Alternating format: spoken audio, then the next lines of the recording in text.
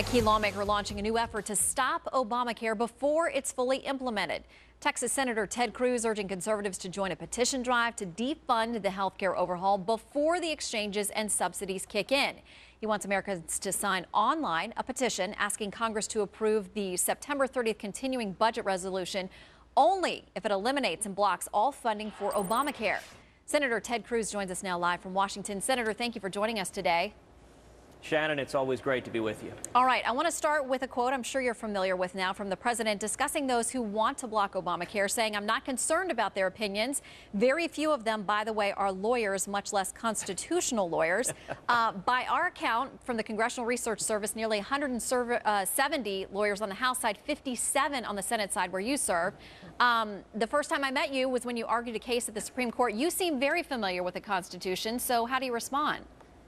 Well, Shannon, that's right. The bulk of my professional career has been as a constitutional lawyer and litigator.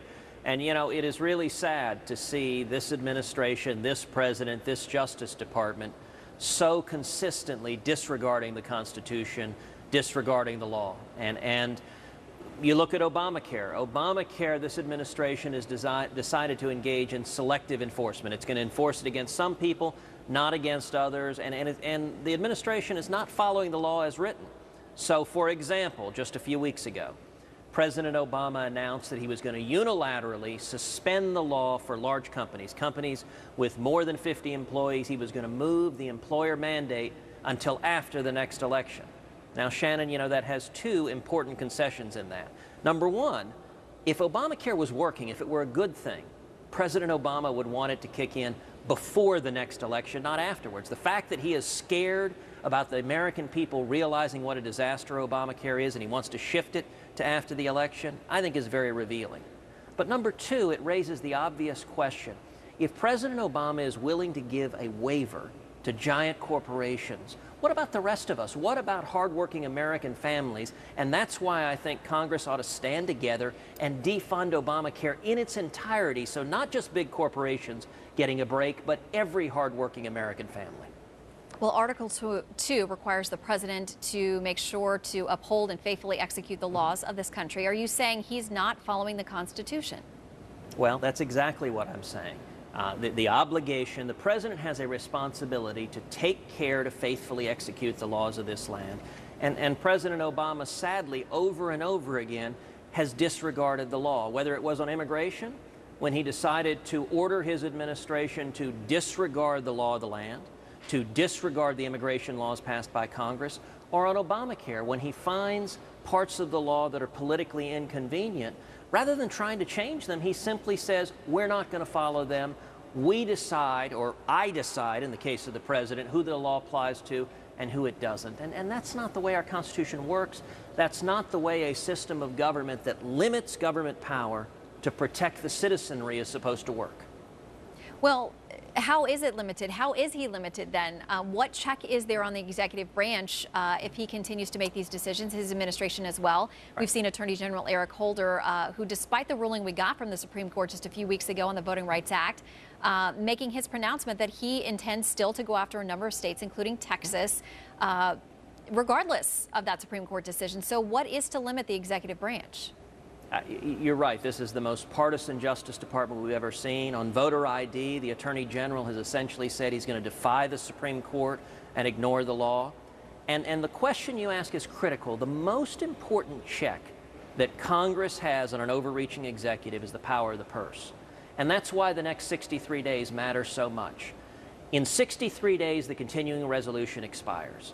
That's what funds government right now. I have publicly pledged, along with Senator Mike Lee, Senator Marco Rubio, a number of others, that I will under no circumstances support a continuing resolution that funds even 1 penny of Obamacare. If we can get 41 Republicans in the Senate to stand together, or 218 Republicans in the House to stand together, we can successfully defund Obamacare on September 30th. And what it's going to take for that to happen is for the American people to rise up and demand it. That's why we've launched a national petition, DONTFUNDIT.com. DONTFUNDIT.com. The only way this will happen is if hundreds of thousands or millions of Americans tell their elected officials, tell Republicans, stand for principle, use the power of the purse, defend the Constitution, and don't fund Obamacare. All right.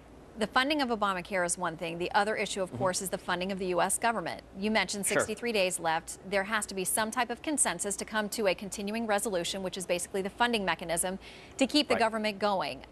There are a handful of you, and it is growing, who have pledged that you're not going to vote for any continuing resolution that has anything to do with one penny going towards Obamacare. Now, there are those who are calling this, quote, terror politics.